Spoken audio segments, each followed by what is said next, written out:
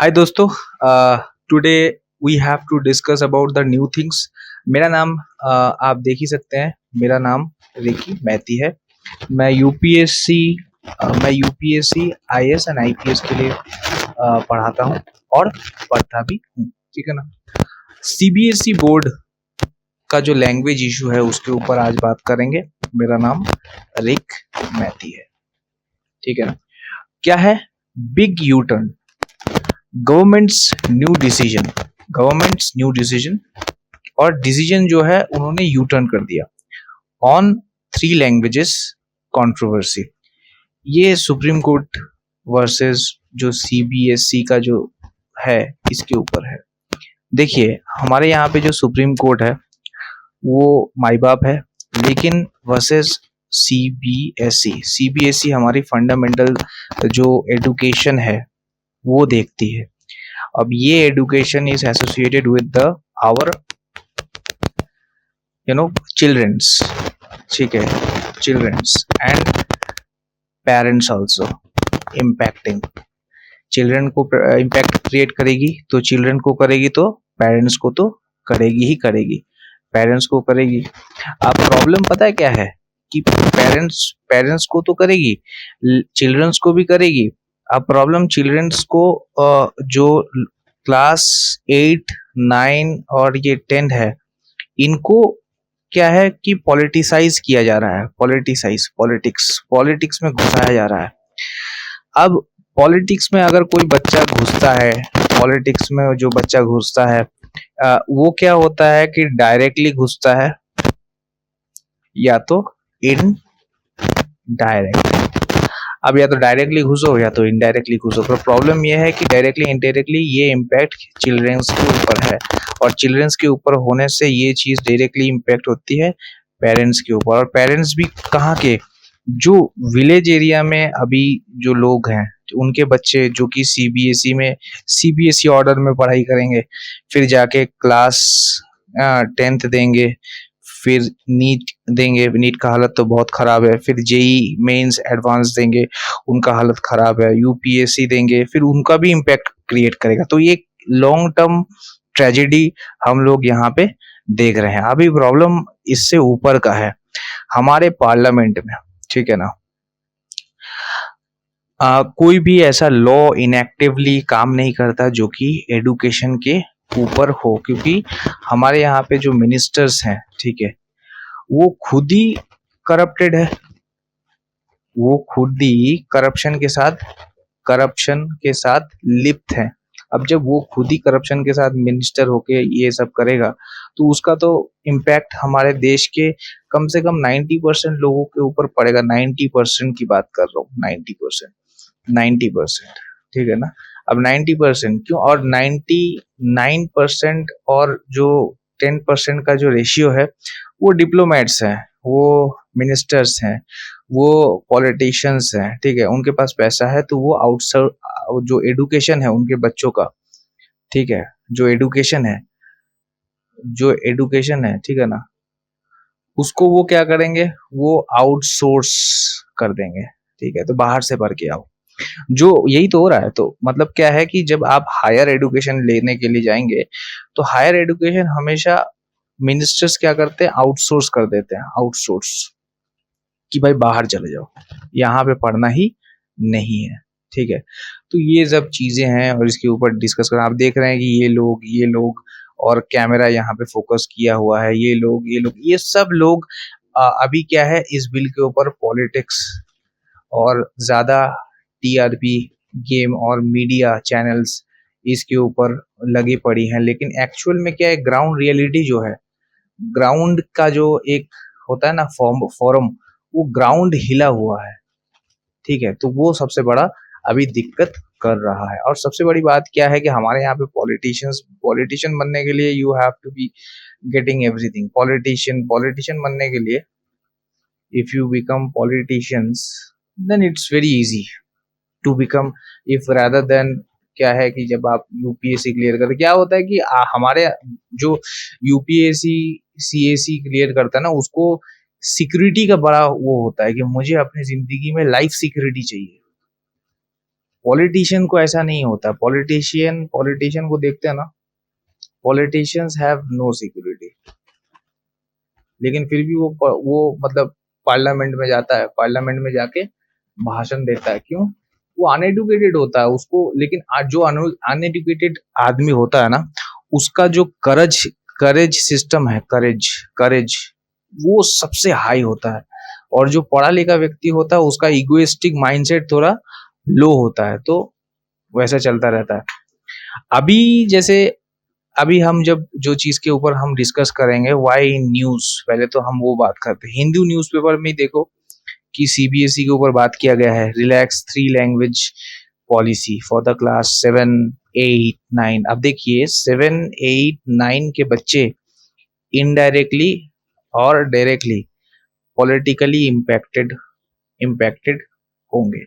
हमारे देश का अगर ये ऐसा ही हाल चलता रहा तो हम चाइना के साथ कैसे टक्कर देंगे यार? चाइना कहाँ जा रहा है? वहां पे गाँव काव करके एक एग्जाम है वो होता है। हमारे देश में तो जेई नीट, ठीक है, फिर आपका यूपीएससी, ये सब खत्म है, सब खत्म है, ठीक है ना। सब पैसा दिला के लोग बन रहे हैं और मतलब जो भी है देश की हाल हाल कर रहे हैं, बेहाल कर रहे हैं, देश का हाल बेहाल कर रहे हैं। यूपीएससी बोलो, नीट बोलो, जेई बोलो, सब खत्म है, सब खत्म है, ठीक है। लेकिन यहाँ पे देखिए चाइना के अंदर क्या चल रहा है? गाँव गाँव चल रहा है। उनका क्या है? उनका जो आ, एक होता है, क्या होता है कि डेमोग्राफिक डिविडेंड, ठीक है। अब ये डेमोग्राफिक डिविडेंड अगर स्किल्ड हुआ तो देश बहुत तरक्की करता है। अगर यही डेमोग्राफिक डिविडेंड अगर खराब हुआ तो खत्म सब कहानी। तो वो सबसे बड़ी बात है। तो हमारे देश में बहुत सारे प्रॉब्लम्स है ऐसे। वही एक प्रॉब्लम है सीबीएसई बोर्ड के साथ। देखिए ये सीबीएसई बोर्ड है और इसके साथ प्रॉब्लम चल रहा है सुप्रीम कोर्ट का, ठीक है ना। क्योंकि हमारे जो आखिरी करता धरता है वो इनिशियली लॉ बाइज तो सुप्रीम कोर्ट है। तो अगर आओगे तो शिक्षा सदन, लेकिन आओगे तो आपको सुप्रीम कोर्ट में ही आना पड़ेगा ना। उसके वाइज कानून काम करेगा और उसके वाइज आपको सारे लॉज को फॉलो करेंगे। लेकिन प्रॉब्लम क्या है कि कानून जो है फॉलो करोगे क्या? वो रिजिडी इतना है कि तुम्हारा दिमाग खराब हो जाएगा, तुमको फॉलो करना ही पड़ेगा। तो बाय डिफॉल्ट क्या होता है कि बाय डिफॉल्ट आप गवर्नमेंट को क्रिटिसाइज नहीं कर सकते, ठीक है। Everything should be scam. Scam जितना करोगे गवर्नमेंट आपको सपोर्ट उतना करेगी। ये मुद्दा बात ये है। शिक्षा सदन के ऊपर ये चीज चर्चा हो रही थी। देखिए यहाँ पे पढ़ाया गया है current batches 7, 8, 9 have already taken 2 foreign languages, would be continue the same with the additional native Indian language Bharatiya Bhasha, revise the guideline issued by the Central board of secondary education CBSE. भारतीय भाषा मैं आगे जाके बोलूंगा अभी। ये भारतीय भाषा जो है, आप अगर आर्टिकल पढ़ोगे तो 22 लैंग्वेजेस है। हमारे कॉन्स्टिट्यूशन में अगर देखोगे तो 22 लैंग्वेजेस है। हाँ, उसको बारे में भी बताऊंगा। और 22 लैंग्वेजेस के अलग अलग सब लैंग्वेजेस भी बिलोंग करते हैं, ठीक है। तो वो एक सबसे बड़ा दिक्कत है, डाइवर्सिटी है हमारे देश में, है ना।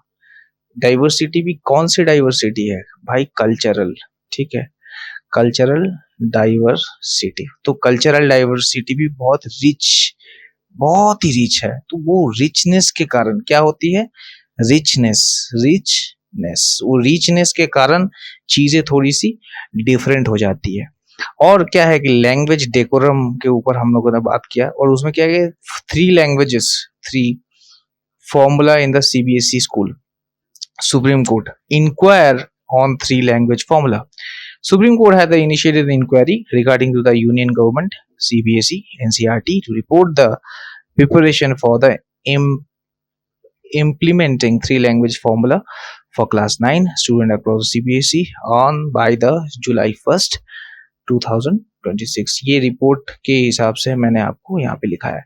पॉलिसी डिटेल्स के ऊपर हम बात करें तो 2 of the 3 languages must be native Indian languages. Foreign languages like French or German only be third language. If the first 2 are Indian or as an optional 4th subject, The third language is exempt from the class 10 board exam and will be assessed internally with marks and final certificate. The initial plan was defer implementation by 2029 academic year, which abruptly changed. तो ये एक सबसे बड़ा दिक्कत है। Problem क्या है कि भाई ये लैंग्वेज जो डेकोरम है, ये सबसे बड़ा दिक्कत क्रिएट करेगा मेरे हिसाब से। साउथ इंडिया में मैं बाद में बताऊंगा कि साउथ इंडिया में वैसे ही लैंग्वेज को लेके बहुत दिक्कत है, ठीक है। लैंग्वेज को लेके पॉलिटिक्स है, ठीक है। पॉलिटिक्स बहुत ज्यादा है कि वहाँ पे एक पार्टी चलती है, वो चलाते हैं स्टैलिन, आपको पता ही होगा, उनके बारे में बात करूंगा।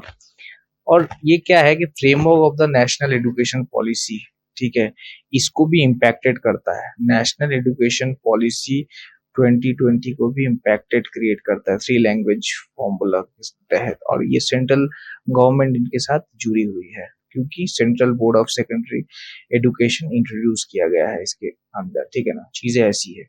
अब what is the three language formula, क्या है थ्री लैंग्वेज फॉर्मूला? TLF बोलते हैं, ये आप बुक पढ़ सकते हो, three language formula and educational problem. हाँ, संतोष अग्रवाल है। कोठारी कमीशन को 1964 से, इनके रिकमेंडेशन को पढ़ सकते हो। देखो मैं पहले बोलूंगा रिकमेंडेशन को पढ़ो, ठीक है, रिकमेंडेशन। अब उसको रीड रिकमेंडेशंस, अब रीड कर लिया, उसके बाद आप क्या करोगे कि उसके पॉलिसी डिस्कशन के बारे में देखोगे कि पॉलिसी डिस्कस कैसे किया जा रहा है। पॉलिसी डिस्कस करने के बाद अगर तुमको कुछ पॉइंट्स मिले तो उसको आप ऐसे एग्जाम्पल करके, फिर उसके बाद पॉलिसी 1 2 3 करके ऐसे ऐसे ऐसे करके बहुत सारी चीजों में लिख सकते हो। फिर national policy on the education 1968, वो इम्पैक्ट क्रिएट करता है Hindi speaking state and non Hindi speaking state. इसके ऊपर फिर south Indian languages, south Indian, ठीक है, साउथ इंडिया में एक वो है, उसमें लैंग्वेज बायस का एक दिक्कत क्रिएट होता है, पॉलिटिक्स होता है, उसमें भी पॉलिटिक्स है, तो वो वाला चीज सेगमेंट है, Hindi English, regional language Hindi English, ठीक है, तो वो एक प्रॉब्लम, ठीक है। उसके बाद मेन जो चीज है वो है what is three language formula. Formula क्या है? 1968 को Hindi compulsory across the nation with specific language requirement for states, ठीक। अब Hindi speaking states whether teach Hindi, English and modern Indian language, preferably south Indian language, ठीक है, ये याद रखना। Non Hindi speaking states were expect to teach local language Hindi English, but Hindi English is compulsory, right? And National Education Policy 22 retain the three language formula, याद रखना। Introduce NEP of 1968, तो NEP जो है एक तो 1968 में था, फिर उसके बाद नेशनल एजुकेशन पॉलिसी 2020 में आया, फिर उसके बाद थ्री लैंग्वेज फॉर्मूला को इंटीग्रेट किया गया, ठीक है। ये मुद्दा चलता आ रहा है, ठीक है, कि states, region, students can choose the three language as long as the least two or the native to India. In addition to the state language, children must learn one other Indian language, not necessarily Hindi. ये बहुत important है point, ठीक है ना। Emphasize on bilingual teaching focusing on the home language, mother tongue को emphasize कर रहा है, ठीक है ना। संस्कृत स्पेशल एम्फोसिस, ठीक है। हमारे जितने भी, आपको पता ही होगा, जितने भी बड़े बड़े जो फिलोसॉफिकल टेक्स्ट है, फिलोसॉफिकल, वो सारे के सारे संस्कृत में लिखे गए हैं, संस्कृत में लिखे गए हैं, तो वो एक सबसे बड़ा चीज है, ठीक है, थ्री लैंग्वेज फॉर्मूला के अंदर आता है। और ग्रेटर फ्लेक्सिबिलिटी के क्या है, student will study three language, at least two must be Indian language, no language will be imposed on any state. But ये जो है, ये इसके ऊपर भाई पॉलिटिक्स है, ठीक है, 100% and 101%। State and students choose the language. Emphasis on the mother tongue education. Multilingualism, cultural integration, but cultural integration बाद में पॉलिटिक्स होती है उसमें, लेकिन आपको लिख के आना है ये सब, ठीक है ना। यहाँ पे देखिए कंट्रोवर्सी के ऊपर बात किया गया है, इनिशियल प्रपोजल के बारे में बात किया गया है। इकोनॉमिक टाइम्स में ये न्यूज जो कि छपी थी फिर टुडेज ई पेपर में भी है CBSE new language rule R1 R2 R3 mean what changes from the class 6 why student must be pass all three synopsis दे के रखा है कि भाई ये है, ठीक है, सब कुछ देखिए, ठीक है। तो इसके ऊपर सबसे ज्यादा प्रॉब्लम क्रिएट ज्यादा होता है, ठीक है ना। और देखिए सीबीएसई अनाउंस क्या किया है, mandatory study for the three language for the class 9 onwards, foreign language like French और German could be taken under certain condition. ये बहुत इंपॉर्टेंट है, सर्टेन कंडीशन, ठीक है ना। Implement for the 2026 and 20 academic sessions. Union minister Dharmendra Pradhan, इसका नाम आया था अभी किसमें, नीट पेपर लीक में, told Times of India that formula will be implemented progressively, याद रखिएगा, starting with the class 6 students. It's called U turn. अभी गवर्नमेंट ने इसी हिसाब से इस चीज को यू टर्न दिया, द वायर में भी छपा है, विद प्रधान टेकिंग, प्रधान बोलो तो Dharmendra Pradhan, you turn on three language formula, CBSE expect. तो उसके बाद क्या है कि जैसे इकोनॉमिक टाइम्स में ये आया है, अब जो भी चीज़ मैंने आपको बताया यही चीज़ अभी रिपीट हो रही है, जैसे न्यूज़पेपर चैनल्स में रिपीट होती है। न्यूज़पेपर जो चैनल्स हैं, ठीक है ना, तो न्यूज़पेपर चैनल्स में इकोनॉमिक टाइम्स बता दीजिए, जैसे हिंदू न्यूज़ बता दीजिए, इकोनॉमिक टाइम्स में बता दीजिए, ठीक है। उसके बाद आता है द वायर, उसमें बता दीजिए।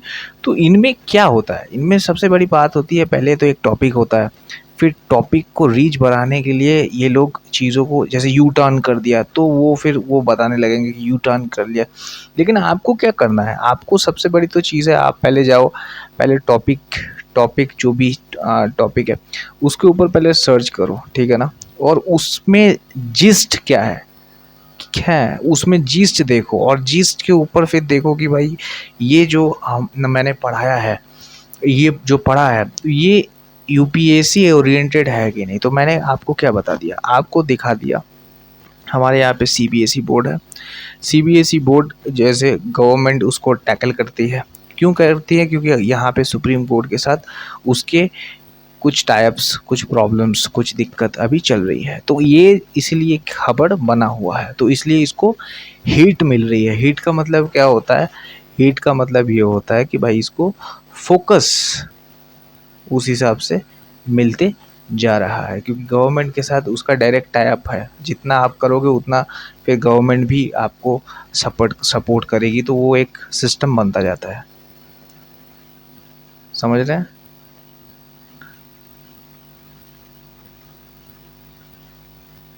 उसके बाद अब ये देखिए एक चीज़ और, जैसे why are south Indian states are opposing this policy. South India जो है इसके ऊपर सबसे ज़्यादा पॉलिटिक्स होता है, सबसे ज़्यादा पॉलिटिकल जो प्रॉब्लम्स हैं वो इस चीज़ के ऊपर ज़्यादा है, और इसमें क्या है, इसके हिसाब से वोट बैंक पॉलिटिक्स भी होती रहती है, ठीक है। क्योंकि क्या है कि कल्चरल इम्पोजिशन का बात बोल रहे हैं, क्या क्या, कल्चरल इम्पोजिशंस। कब कल्चरल इम्पोजिशंस का मतलब क्या है, मैंने क्या बोला आपको, कल्चरल इम्पोजिशंस। अब कल्चरल इम्पोजिशंस क्या होता है, कल्चरल इम्पोजिशन का मतलब ये होता है कि आप कोई भी कल्चर 1 है और कल्चर 2 है, तो कल्चर 1 कल्चर 2 के ऊपर इम्फोसाइज कर रहा है। जब इम्फोसाइज कर रहे हैं तो ये बोल रहा है कि हमको फ्री रहना है, तो वो एक तरह का एक पॉलिटिकल सटायर क्रिएट करता है, ठीक है ना, और उसके हिसाब से फिर पॉलिटिक्स और उसके हिसाब से कॉन्स्टिट्यूशनल अंडरस्टैंडिंग को मतलब डाला जाता है, और फिर मीडिया का खेल चलता रहता है, समझ गए। फियर ऑफ हिंदी इम्पोजिशन, मैंने क्या बोला, violation of the federal principles, additional academic burden, ये पॉइंट बहुत इंपॉर्टेंट है, क्योंकि पॉलिटिक्स हो रहा है तो ये इस चीज़ को एडिशनल एकेडमिक बर्डन के हिसाब से चला रहे हैं, मतलब पॉलिटिसाइज कर रहे हैं, ठीक है, वो वाली बात है। और threat to the regional linguistic ये आइडेंटिटी गेम है, आप एक बात समझ लीजिएगा, आइडेंटिटी गेम बहुत इम्पोर्टेंट है, इससे आप कोई भी पॉलिटिकल सिचुएशन को क्रिएट कर सकते हैं या तो पॉलिटिकल सिचुएशन को डाउन मार्क कर सकते हैं। तो ये सबसे बड़ी चीज़ है, सबसे बड़ा हथियार है पॉलिटिक्स में। अगर आपको जीतना है तो आप थोड़ा सा देखिएगा कि इन लोगों के दिमाग में क्या चलता है। तमिल 2 लैंग्वेज पॉलिसीज़ है तमिलनाडु के अंदर, एक तो तमिल सिखाएंगे, एक तो इंग्लिश सिखाएंगे, हिंदी नहीं सिखाएंगे, ठीक है।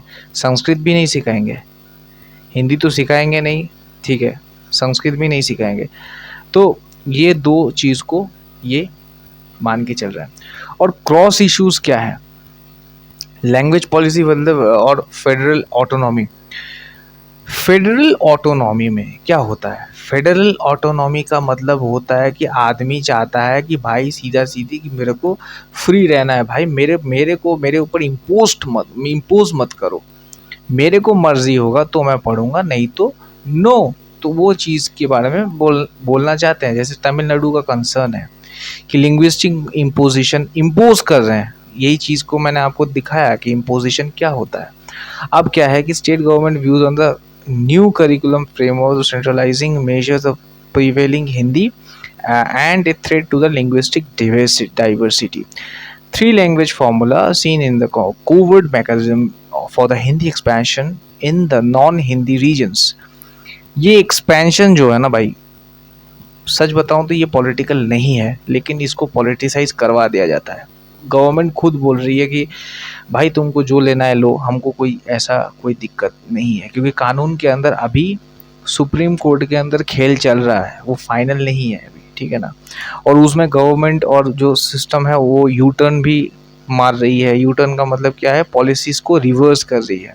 तो कुछ भी एग्जैक्ट नहीं है, लेकिन आपको मीडिया ट्रायल में कैसा दिखाया जाएगा, मीडिया में दिखाया जाएगा भाई हमने बहुत हलचल कर दिया है और ये हो गया है वो हो गया, हुआ नहीं है, बस खबर उछली है। कोई भी डॉक्यूमेंटेशन जब होता है उसका फाइनल वर्डिक्ट आप जब पढ़ोगे, अगर फाइनल वर्डिक्ट में लिखा गया है इसका मतलब वो फाइनल है, उससे पहले वो लॉ नहीं बनता, उससे पहले वो कानून नहीं बनता। तो आपको पढ़ने का कोई मतलब, डरने का कोई मतलब नहीं होना चाहिए, ठीक है ना। और दूसरी बात ये कि लैक ऑफ रेसिप्रोसिटी का मतलब होता है no mandate for the Hindi speaking state to learn the south and the other languages. Administrative gaps, shortage of the teachers, वो तो है ही, एंड अनक्लियर फंडिंग। जब एडुकेशन के अंदर इतना फ्लॉबैक्स है, तो अगर आप छोटी सी भी चीज़ अगर इधर उधर हो जाती है तो इतना मीडिया में हवा फैलने लगता है। तो ये लोग क्या है, डिस्ट्रॉय करते हैं चीज़ों को, मतलब डेवलप नहीं करते। Destruction is very easy, development is very hard. Development करने के लिए दिमाग चाहिए, डिस्ट्रक्शन करने के लिए आपको एंगर चाहिए। डिस्ट्रक्शन करने के लिए आपको एंगर चाहिए, पॉलिटिक्स चाहिए, ये वो फलाना ढिमकाना, जिससे कि आपका नाम हो। डेवलपमेंट करने के लिए थोड़ा सा ऊपर का जो दिमाग है इसको खोलना पड़ता है, नहीं खोलेंगे तो कैसे आपको समझ में आएगा कि भाई साउथ इंडियन, चलो ठीक है, साउथ इंडियन के लोग क्या हमारे भाई नहीं है, बिल्कुल है, हमारे भाई जैसे हैं, हमारे भाई के बड़ा सबसे बड़े भाई हैं। तो उनके बारे में अगर हम बात कर रहे हैं, उनके बारे में इम्पोज कर, तो बैठ के चीज़ों के बारे में देख लेते, ठीक है भाई तुमको नहीं करना, लैंग्वेज ही तो है, ठीक है, तुमको जो चाहिए ले लो, समझ गए। तो लॉ के लिए इंसान नहीं बने हैं, इंसानों के लिए लॉ बनाया गया है। लॉ के लिए इंसान नहीं है, इंसान के लिए लॉ है, समझ गए। इक्विटी कंसर्न में पॉलिसी को perceived as one-sided and discriminatory, broader framing issue linked to the federalism, fairness and the constitutional rights। अब constitutional rights के ऊपर बात करते हैं। देखिए प्रोविजन क्या बोलता है, ठीक है, थोड़ा सा हम कानून पढ़ लेते हैं इसका, ठीक है। तो दूध का दूध, पानी का पानी। Article 343, official language of the union shall be Hindi. जब सेंट्रल में कोई यूनियन होता है उसका हिंदी है। भाई तुम जब इंडिया का मैप देखते हो, इंडिया का जो नॉर्दर्न पार्ट है, यहाँ पे कोई भी साउथ बोलने वाला नहीं है, साउथ इंडियन लैंग्वेज नहीं चल रहा। जब साउथ का आदमी इधर जाता है उसको इंग्लिश बोलना ही पड़ता है, नहीं तो वो हिंदी में बात करेगा, लेकिन वो अपने लैंग्वेज में बात करेगा, कोई नहीं समझने वाला। तो कम्युनिकेशन गैप है इसमें। लेकिन इंग्लिश है तो इंग्लिश से वो रिलेट कर जाएगा, तो अपना काम करके आ सकता है तो इंग्लिश है। लेकिन ये जो पार्ट है ये टोटली हिंदी स्पीकिंग है, तो वो इसलिए बोला गया है कि हिंदी ओनली, पर नहीं तो लोग नहीं समझेंगे भाई। यहाँ के बंगाली नहीं बोलते, हिंदी ही समझते हैं। नहीं तो इनके लिए तो हिंदी है, या तो बहुत अच्छा पढ़ा लिखा है तो इंग्लिश है, समझ गए। और यहाँ पे क्या है, duty of the union to promote spread of Hindi, article 351 बोल रहा है, मैं नहीं बोल रहा। यहाँ पे हिंदी को प्रोमोट करने के लिए आर्टिकल 351 बोल रहा है, duty of the union to promote the spread of Hindi, देख लो। और आर्टिकल 29 बोल रहा है कि protection of the language and cultural of the minorities. तो उस हिसाब से हम बोल रहे हैं कि चलो ठीक है, तुम्हारे लैंग्वेज है तुम करो, 3 लैंग्वेज फॉर्मूला। इस हिसाब से हमारे देश में बहुत दिक्कत आएगा। इंडिया के अंदर पॉलिटिक्स इतना है कि आप कोई भी चीज़ को इम्प्लीमेंट करने के लिए 1000 से 100 बार सोचोगे, उसके बाद चीज़ इम्प्लीमेंट होगी, उसकी भी कोई गारंटी नहीं है कि होगी, लेकिन हमको लगता है कि हो रही है। Article 350A, instruction to the mother tongue at a primary stage, दे के रखा है। आर्टिकल 350A के अंदर है 8 शेड्यूल के अंदर 22 लैंग्वेजेस है। आप समझ रहे हो कि डाइवर्सिटी का क्या दिक्कत है। जितना डाइवर्सिटी होगा उतना पॉलिटिक्स होगा। ये मैं नहीं बोल रहा, ये पॉलिटिशियंस कर रहे हैं, ठीक है। क्योंकि आप डाइवर्सिटी को एकजुट बनाने के लिए आपको बहुत मेहनत करनी पड़ेगी, तब जाके वो चीज़ होगी, पता है। इट्स वेरी, बिकॉज क्या है कि भाई ये ग्राउंड रियलिटी जो है, मुंह बोली बात नहीं है, ग्राउंड रियलिटी बहुत हार्ड है, ठीक है। ग्राउंड रियलिटी में अगर आपको मान लीजिए कि थॉट 1 पसंद है, तो वो ग्राउंड रियलिटी में थॉट 2 इस पर्सन को वो अच्छा नहीं लगेगा, इस पर्सन को वो अच्छा लगेगा, इस पर्सन को नहीं अच्छा लगेगा, बस ख़त्म हो गया कहानी। वो आपके साथ बात भी नहीं करेगा, कम्युनिकेट भी नहीं करेगा, फिर आप क्या करोगे। फिर अगर आप वो सपोर्ट नहीं करेगा, तो support is the main thing. अगर वो आदमी आपको सपोर्ट नहीं कर रहा है तो आप क्या ही कर लोगे। एक आदमी को मार नहीं सकते, उसको इम्पोज करने का तो बात छोड़िए, उसको पहले वो माने, तो नहीं मान रहा तो आप क्या कर लोगे, तो वो प्रॉब्लम है। तो यहाँ पे क्या है कि चैलेंजेस हैं और फेवर में है। फेवर में क्या है कि प्रोमोट्स द नेशनल इंटीग्रेशन है। फेवर में नेशनल इंटीग्रेशन को ज़्यादा फेवर दिया गया। To understand the cultures language from the other region, ये जानना बहुत ज़रूरी है। अगर आप ट्रैवल करेंगे तो ये सबसे बड़ा इशू बनेगा। अगर ट्रैवल करेंगे तो फिर ट्रैवल में नॉलेज बहुत ज़्यादा गेन होता है। जब नॉलेज होगा तो आप कम्युनिकेट बहुत अच्छे से कर पाएंगे, डिस्पाइट ऑफ कास्ट, क्रीड और जो भी चीज़। इन्हांस कॉग्निटिव डेवलपमेंट, बात करने का लहजा बदलता है, समझ में आता है। Multilingual children often show better analytical abilities.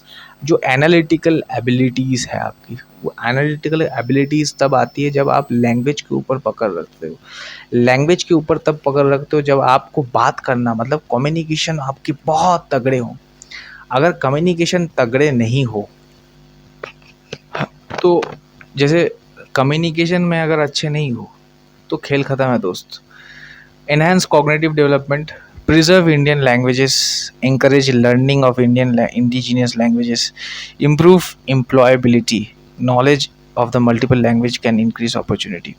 ये सच बात है। अगर अगर आप, जैसे आप इंडिया में हो, अगर आप जर्मन जाते हो तो जर्मनी सीख लो, अगर आप चाइना जाते हो तो मैंड्रिन, अगर आप साउथ जाते हो, वैसे अगर आपको इंग्लिश पता है ना, तो हर एक स्टेट आपके लिए खुला हो। India is yours, India is yours. अगर आपको हिंदी आती है बहुत अच्छे से, आप कम्युनिकेट कर पाते हो, जैसे मैं हिंदी में कर पाता हूँ, फिर साउथ का एक कोई भी लैंग्वेज सीख लो। जैसे आपको तमिलियन आता है, या फिर भाई आपको तेलुगु आता है, तो वो सोने पे सुहागा है। उसके बाद आप एक फॉरेन लैंग्वेज सीख लो। जितना आपको लैंग्वेज के ऊपर कमांड होगी ना, उतना आपके दोस्त बहुत अच्छे बनेंगे, फिर कम्युनिकेशन अच्छा होगा, फिर बात करने का लहजा अच्छा होगा, लोगों को इम्प्रेस बहुत अच्छे से कर पाओगे, एक इम्पैक्ट ऑफ अंडरस्टैंडिंग बहुत अच्छे से बनेगी। मतलब ठीक है, सही है। Multilingual language it's mean that you having a decent amount of analytical ability and a communication language both with you. It's giving you a good personality development, right? So it's very important that now I have to read about the German and the French, okay, and also uh, my god, that is Telugu. Okay, so that's what it is, the multilingual advantage, right? And challenges क्या है? challenges तो हाल political challenges सबसे ज़्यादा है इसमें।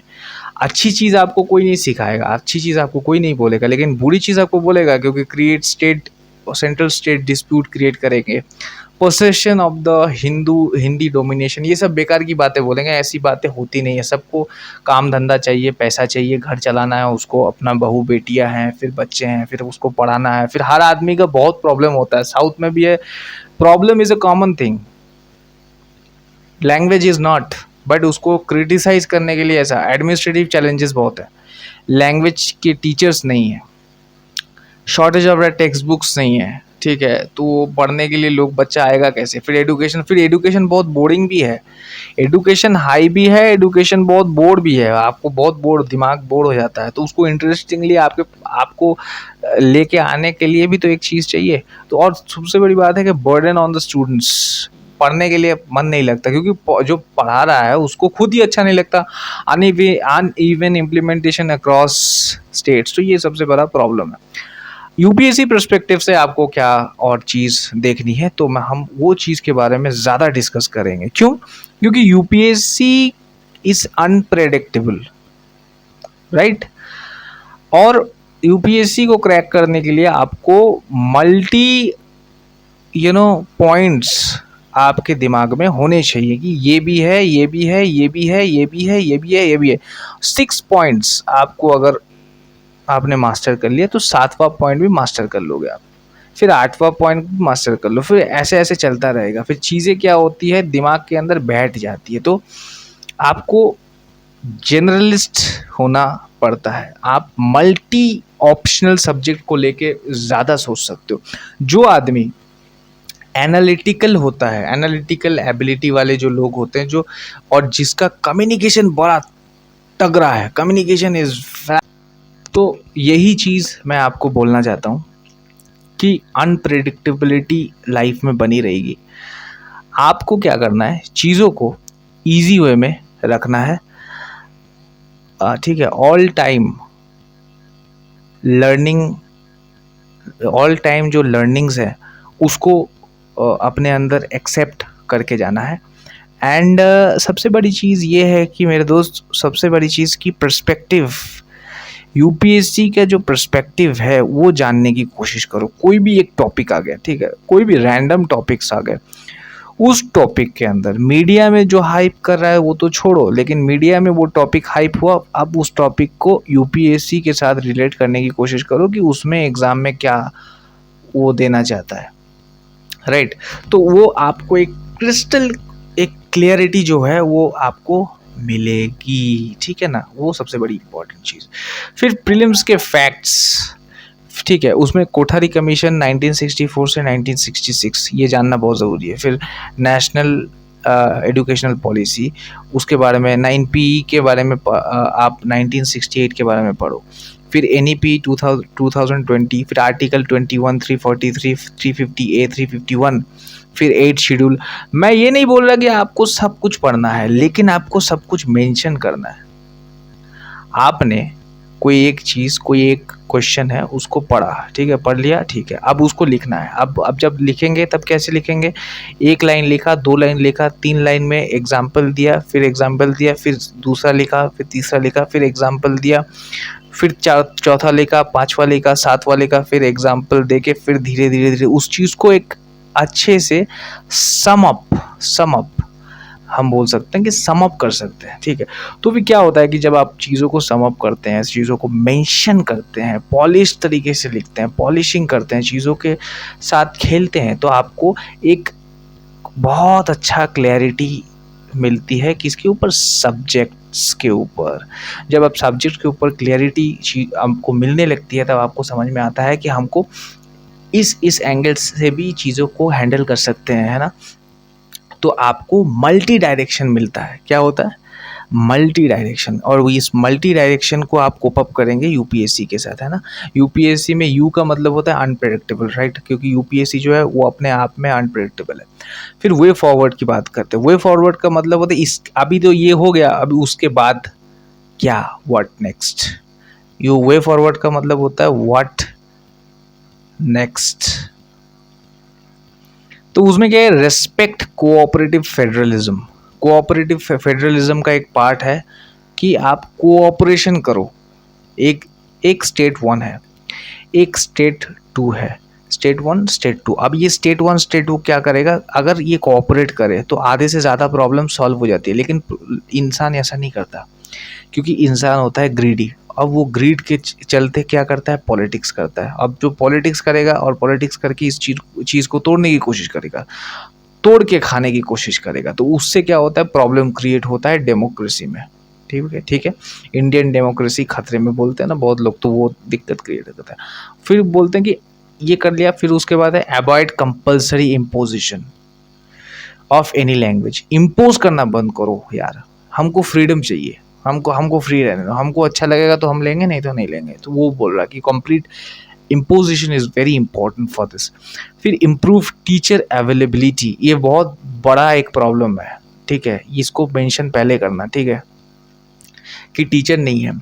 कोई भी subject का जो स्पेशलाइजेशन होता है वो आपको रियलाइजेशन करने के लिए बहुत इंपॉर्टेंट है। अगर टीचर आपको रियलाइज करवा देता है, मान लीजिए कि आर्टिकल 21 है राइट टू लाइफ, तो राइट टू लाइफ को रियलाइज करवाना है कि क्यों इतना इम्पोर्टेंट है, नहीं तो वो वर्ड्स में सीमित रह जाएगा। तो आपके 2 से 3 साल जब आप पढ़ाई करेंगे तो आपको रियलाइजेशन में ज़्यादा ध्यान देना है, ना कि ऐसे ही बोल दिया बस ख़त्म हो गया, नहीं, आपको रियलाइज़ करना है कि देश की हालत कैसे है। फिर use technology based language learning, जैसे AIML हो गया, फिर पाइथन हो गया, फिर कोडिंग हो गया, कि उसके रिलेटेड डिज़ाइनिंग्स हो गए, तो वो उसकी बात कर रहा है। फिर encourage reciprocal learning of the Indian language, ये भी बहुत अच्छी चीज़ है। Promote mother tongue education while preserving national unity. अब देखिए, मदर टंग এডুকেশন তো ইটস গুড, ইটস ওকে, আমি বাঙালি, আমি বাংলায় কথা বলতে পারি, বাংলায় কথা okay, it's okay. But national unity के लिए आपको सबसे बड़ी बात तो एक यूनियनाइज्ड एक लैंग्वेज चाहिए। फिर डाइवर्सिफाई उसको करने के लिए डाइवर्सिफाई करने के लिए डाइवर्सिफाई लैंग्वेज को यूज़ करो। लेकिन यूनिट में आपको एक लैंग्वेज रखना ही पड़ेगा, क्यों, इससे आपका पॉलिटिकल स्ट्रक्चर सेफ रहता है, समझ गए। तो जब ये पॉलिटिकल स्ट्रक्चर सेफ रहेगा तब आपका जो स्टैचर है वो काम करना सही कर देगा, समझे। एक क्वेश्चन है वो आप करो, जैसे ये है 3 language formula seeks to balance national integration with a linguistic diversity, critically examine the challenges and its implementation. जो भी मैंने पढ़ा है वही सब कुछ है, लेकिन आपको क्या करना है, चीज़ों को बहुत अच्छे से पढ़ के इलाबोरेट करके लिखना है, एग्जाम्पल दे के। फिर एक कुछ लिखा, उसका या तो एग्जाम्पल दो, या तो उसका डेटा दे दो, या तो एग्जाम्पल या तो डेटा, या तो एग्जाम्पल या तो डेटा, या तो एग्जाम्पल या तो डेटा। जब एग्जाम्पल दोगे तब उसका अगर डेटा प्रोवाइड कर दोगे तो वो और भी अच्छा होगा। जो भी आप लिखते हो उस चीज़ को वैलिडेट करता है, वो चीज़ क्या है, वैलिडेट करता है। वैलिडेट का मतलब होता है चीज़ों को ऑथेंटिकेट करता है, कि हमने हवा में बात नहीं बोली है, और हवा में बात करना भी नहीं है। कि आप IPS ऑफिसर हो भाई, IPS ऑफिसर हो, IAS ऑफिसर हो, आपकी बात तार्किक होनी चाहिए, डिबेटेबल नहीं, ठीक है, एनालिटिकल होनी चाहिए। तो आज के लिए इतना ही, और बस इतना ही, आज के लिए इतना ही। और अगर आपको अच्छा लगता है तो हमारे वीडियोस को लाइक एंड सब्सक्राइब कर दीजिएगा। अगर आपको ऐसा लगता है कि मैं बहुत मेहनत कर रहा हूँ तो हमें सपोर्ट भी कर सकते हैं, ठीक है। अगर आपको मेरा काम अच्छा लगता है तो सब्सक्राइब भी कर सकते हैं और भरोसा बनाए रख सकते हैं, ठीक है। जय हिंद, जय भारत, थैंक यू। हाय दोस्तों, माय नेम इज़ विक, और आज मैं आपको एक अच्छी सी खबर देने जा रहा हूँ, और वो ये है कि मैंने 2 ई-बुक्स लॉन्च किया है, एक इकोनॉमी के ऊपर और एक इंडियन पॉलिटी के ऊपर। और इंडियन पॉलिटी के ऊपर जो ई-बुक है उसकी जो प्राइस मैंने रखा है वो है 499, और इंडियन इकोनॉमी के ऊपर जो मैंने ई-बुक लॉन्च किया है उसका प्राइस रखा है 499। बहुत नॉमिनल है, उसको आप जाके परचेज कर सकते हैं। UPSC के लिए बहुत अच्छी एक चीज़ मानी जाएगी। और दूसरी बात ये है कि आप हमें सपोर्ट कर सकते हैं।